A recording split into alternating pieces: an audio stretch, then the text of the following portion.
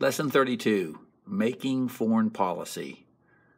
In this lesson, we are going to focus on the President's role as Commander-in-Chief, Chief Diplomat, making foreign policy.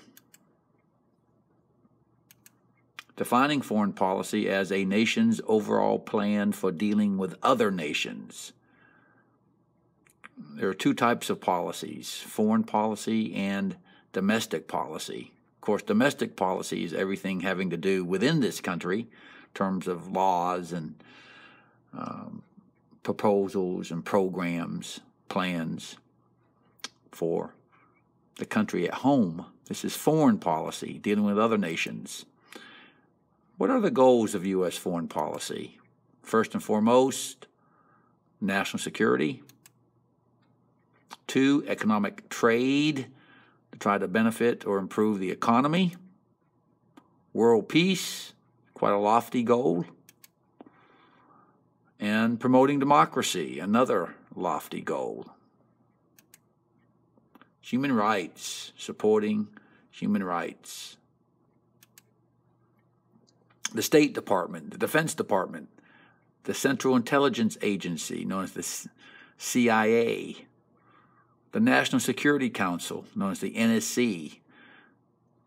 These are all at the President's disposal to make foreign policy decisions. They help him make foreign policy decisions. The State Department involves diplomacy. The most recent Secretaries of State, remember, this was the first executive department created by George Washington when he was president. The Secretary of State is 5th in line of succession to be president, after the President, Vice President, Speaker of the House, Senate pro tempore of the Senate, and then the Secretary of State. Under George W. Bush, you had Colin Powell and Condoleezza Rice as Secretaries of State. Under Barack Obama, you had Hillary Clinton and John Kerry as his Secretaries of State. Usually a Secretary of State does not stay more than one term working for a president. It's a very demanding job, a very exhausting job. You are constantly flying around the world, meeting with foreign leaders, foreign diplomats. You're changing time zones, traveling to countries worldwide. It's very exhausting, very demanding job. The current Secretary of State under President Trump is Rex Tillerson. Rex Tillerson. State Department involves diplomacy, negotiation, talking. On the other hand, the Defense Department involves the military. And the Pentagon is the home of the Defense Department, located in Washington, D.C. The Secretaries of Defense under George W. Bush was Donald Rumsfeld, Robert Gates came in and was also Secretary of Defense after Rumsfeld. Gates came in to George W. Bush's second term as president. And then President Obama asked Robert Gates to continue as Secretary of State during his first term, and he stayed. Replaced by Chuck Hagel. And Chuck Hagel did not really stay long as Barack Obama's Secretary of State. And Ash Carter finished up that role in the Obama administration. The current Secretary of State under President Trump is James Mattis. The Pentagon, the 5-sided building located in Washington, D.C. You can see the Washington Monument in the background. And can you see the Jefferson Memorial, I wonder, in that picture? I can. Look in the upper right of that picture. Can you see it? The CIA is the Central Intelligence Agency. They gather information, covert, oftentimes meaning secretive. They gather intelligence from other countries and, honestly and frankly, governments of other countries. And they do this secretly, covertly. John Brennan was the CIA director. This is not an executive department of the federal government. John Brennan was not a cabinet secretary. It's not an executive department, the CIA. It's an independent agency that works within the federal government. John Brennan reported to former President Barack Obama. The current CIA director is Mike Pompeo, who's been in that position since March for President Trump. Mike Pompeo, current CIA director. The National Security Council is made up of several people. These are the most prominent ones. Again, they help the president with foreign policy decisions. This is President Obama's National Security Council, made up of Barack Obama, of course, the president, Vice President Joe Biden, his Secretary of State John Kerry, Susan Rice, the National Security Advisor, Ash Carter was the Secretary of Defense, James Clapper was the Director of National Intelligence, and then Joseph Dunford was the Chairman of the Joint Chiefs of Staff from the Marine Corps.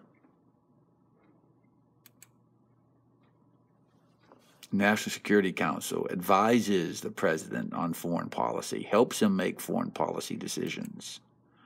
Now, President Trump's National Security Council, of course, is made up of President Trump, Vice President Pence, Secretary of State Tillerson. You just saw his picture.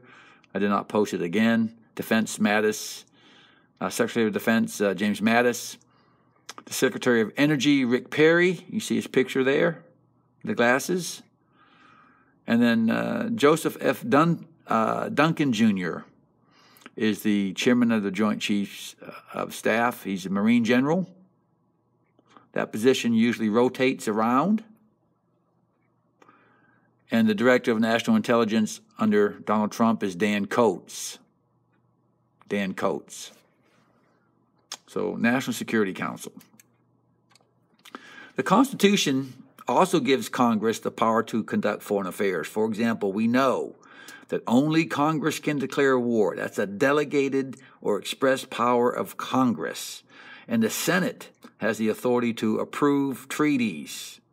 So oftentimes you get competition between the executive branch and the Congress in terms of foreign policy. Foreign policy tools, treaties. These are formal agreements between two or more countries. The Senate must approve treaties by a 2/3 vote. Treaties. NATO is an example of a very important treaty. It stands for the North Atlantic Treaty Organization. North Atlantic Treaty Organization, NATO.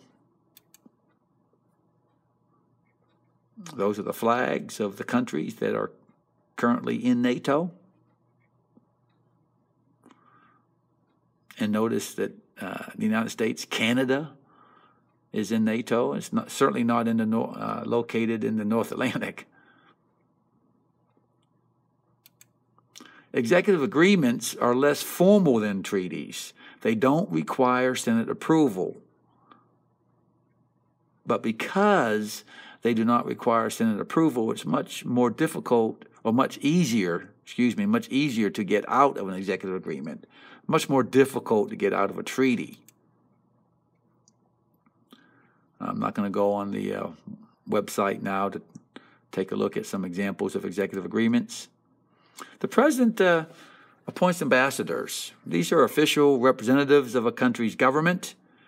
But notice again, the Senate must confirm these ambassadors. So really the word is most appropriate is the president nominates. He doesn't just select who he wants. He nominates. The Senate confirms. Part of our system of checks and balances. We only send our ambassadors who represent our country to those countries that we accept as legitimate. Legitimate. They will work in the American embassy in those countries. The flag of a U.S. ambassador. If you are an American citizen living in a foreign country and that country is having problems, you always can seek refuge or safe haven inside the American embassy. If they shut down the embassy, you better leave that country. Trade agreements outline what products may be traded and the rules of trade. Trade agreements. The very famous one, of course, is NAFTA, the North American Free Trade Agreement. North American Free Trade Agreement. And that was signed in the early 1990s between Canada, the United States, and Mexico, trying to create free trade, promote trade, less trade restrictions, less trade barriers, free trade to benefit the economies of all three countries in North America. The flag of NATO, United States, Canada, and then Mexico in the middle. The Trans-Pacific Partnership, President Trump has gotten us out of that trade agreement. He ran against it when he was running for president. Again, notice it's much easier to get out of a trade agreement than get out of a treaty. A trade sanction, effort to punish another country by imposing trade barriers. We have imposed sanctions on North Korea because of their testing of missiles, atomic and nuclear missiles. An embargo is an agreement among a group of nations that prohibit trade with a target nation. An embargo, you're stopping trade totally. In a sanction, you're identifying certain items or products or certain resources that you're not going to allow to go into that country. An embargo is you're prohibiting all trade. For many, many years, we had an embargo on Cuba. No trade whatsoever with Cuba. An embargo. There's an example of that. President Obama decided that the embargo on Cuba after 50 years had kind of outlived its efficiency. It really wasn't working, so he opened up trade again with Cuba. Foreign aid. Money, food, military assistance, or other supplies to help other countries.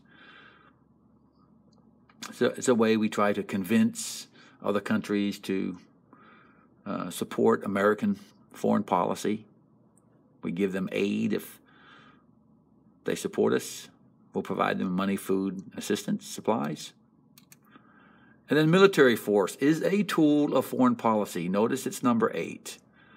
It's used to carry out foreign policy decisions, but must be used with care. We know the consequences of military force, which is war.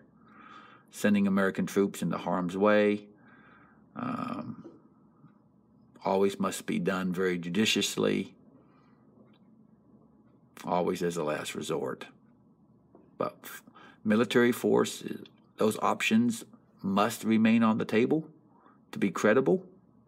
To have credible foreign policy, the use of force is always there.